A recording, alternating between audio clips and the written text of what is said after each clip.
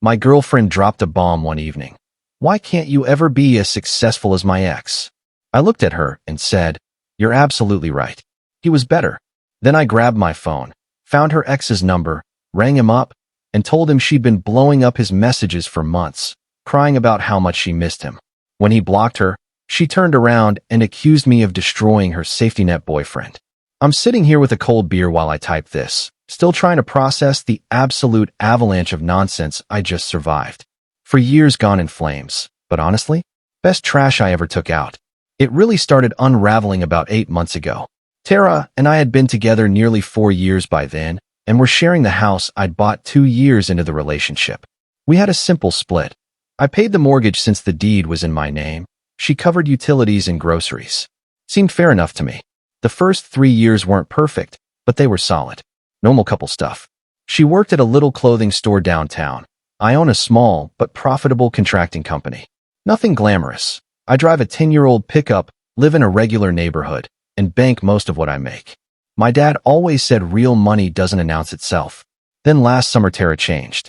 Always glued to her phone, snapping at me over nothing, starting arguments out of thin air, classic red flags.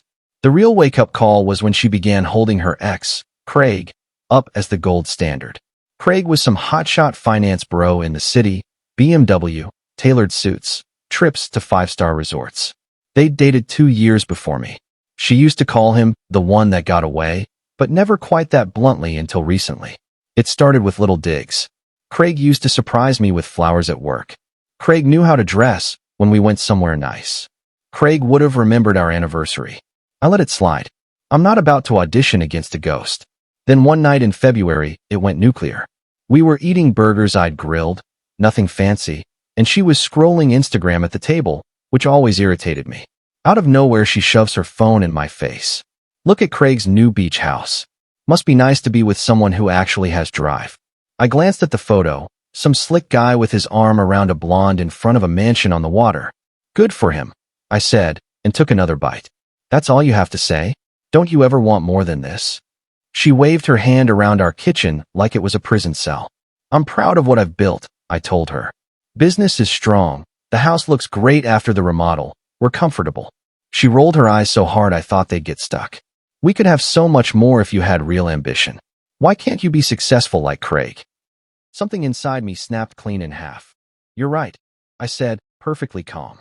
He's clearly better. Maybe you should have stayed with him. Her face did a full gymnastics routine in 2 seconds flat. What's that supposed to mean? It means I'm exhausted listening to you worship St. Craig. If he's so perfect, why are you here with me? He dumped me. You know that, she fired back. Exactly. And now you're settling for second place while daydreaming about him. Really makes a guy feel valued. She immediately started damage control. Claimed I was twisting her words, that she just wanted us to level up, that she believed in my potential, blah blah blah. I dropped it for the night. Went to bed wondering if I was the crazy one. Huge mistake.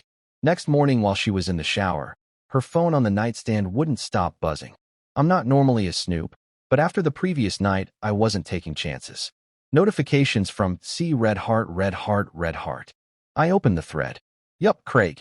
Hundreds of messages stretching back half a year. Tara telling him she never stopped loving him, that leaving him was the biggest mistake of her life, that she thought about him every day. The worst one was 3 days old. I know you're with someone now, but if things were different, I'd leave Matt for you in a second. Craig's replies were short and polite. Thanks, hope you're well. Not feeding the fire, but not slamming the door either. She walked out of the bathroom and saw me holding her phone. Instant color drain. Why are you going through my messages? Who's C, Tara? It's just Craig, we're friends. Friends don't beg each to dump their fiancé and run away together. Cue Waterworks. She swore it was nostalgia, that she'd never act on it, that she loved only me. I nearly fell for it. I need space, I said. I'm crashing at my brother's for a few days. She lost it, begged, cried, promised to block him that second. I left anyway. While I was gone, I did some detective work. Found Craig on LinkedIn, contact info public for clients. I called him the next afternoon from the work line. Craig, this is Matt, Tara Wilson's boyfriend. Long pause. Okay, how can I help you? I'm going to be direct. Tara's been messaging you for months, saying she wants you back. From your replies, it looks like you're just being polite. But she's been telling me you're the one chasing her, calling her crying, refusing to let go. Another long silence. Look, man, I'm sorry you're dealing with this. I'm engaged. I never initiated contact. She messages me every couple weeks. My fiancé actually told me to block her, but I didn't want to be harsh. This is not the first time she's done this. When we broke up, she kept showing up at my office until security got involved. Exactly what I needed to hear. Stayed at my brother's 5 days total. Tara alternated between apology essays and calling me dramatic. When I came home, I had a strategy. I didn't mention the call to Craig yet. Instead, I played nice, said I wanted to understand. So I asked, "What is it about Craig you can't let go of?" She took the bait, started gushing about how he still had feelings, how he'd call sometimes just to hear her voice, how hard it was for her. "When's the last time he called you?" "Last week. He was really emotional." "That's interesting," I said, "because I spoke to him yesterday. He says he's never called you once since you broke up, that you're the one who won't leave him alone, and that you stalked him at work years ago." The look on her face was priceless, pure deer-in-headlights terror. "You called him?" "Had to get the truth since I clearly wasn't getting it here." She switched to full meltdown, on her knees, sobbing. I was confused. "Please don't throw away 4 years. The problem isn't the messages," I told her. "The problem is you spent months making me feel inferior while you kept him on the bench as your backup plan." She actually stopped crying at that. Got defensive. "He wasn't a backup plan." "Then what was he?" "I just like keeping the door open, in case things didn't work out with us. People do that." There it was. The mask completely off. I ended it right there. Told her we were done. She flipped out. "You can't just kick me out. I've lived here for years. I have rights." She was technically correct. I'd already talked to my lawyer. In our state, after that long she had established tenancy, I had to give formal 30-day notice. So I did. March 15th deadline. The next few days were psychological warfare, love bombing, rage, threats, more tears, accusations of abuse, promises of therapy. Then the cherry on top. Craig didn't just block her. He had his attorney send a cease and desist for harassment. She stormed into my office waving the email, screaming that I'd ruined her life, that he was my backup plan. Everyone has one. I just looked at her and said, "Start packing." 3 days later, she moved to her mom's. We arranged one supervised pickup for the rest of her stuff the following weekend, my brother present, everything filmed. Smooth, cold, civil, over in 2 hours. That was a month ago. Mom called screaming that I broke her baby's heart. Didn't waste my breath explaining. Mutual friends picked teams. I showed receipts to anyone who mattered. Then Anna, Craig's fiancée, texted from a new number thanking me for the heads up because Tara had shown up at their condo and had to be removed by security. Police report filed. I changed the locks, blocked everyone who needed blocking, and cracked a beer on the deck. Bullet equals dodged. Update, 1 month later. House is quiet. Finally feels like mine again. Cleared out her craft room, closed graveyard, rearranged furniture, started the kitchen remodel she always vetoed because too dusty. Peace is underrated. Craig emailed. Tara had created burner social accounts claiming I abused her and begging him to save her. He forwarded everything to his lawyer for the restraining order. Warned me in case she tried dragging my name further.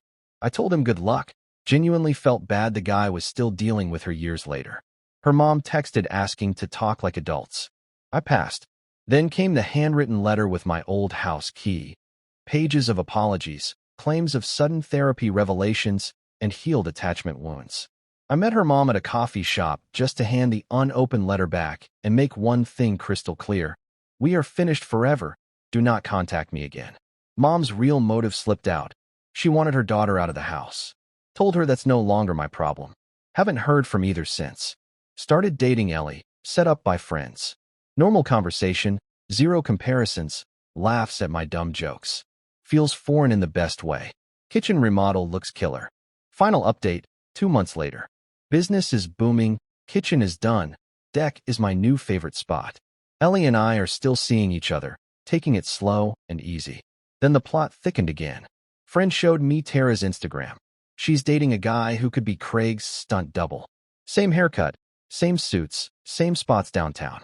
Turns out she was hauling the new guy, Michael, to restaurants near Craig's office and introducing him as Craig, to strangers, trying to make it look like they'd rekindled. Craig started getting congratulations on getting Tara back, texts. His lawyer sent another cease and desist, this time including defamation. Her mom emailed begging me to intervene because Michael dumped her after she kept calling him Craig in bed and had a hidden photo album of the real Craig. I wished them well and recommended professional help. The absolute finale happened last weekend. Ellie and I were invited to Craig and Anna's engagement dinner. Turns out Ellie and Anna were college friends, small world. Fancy place downtown.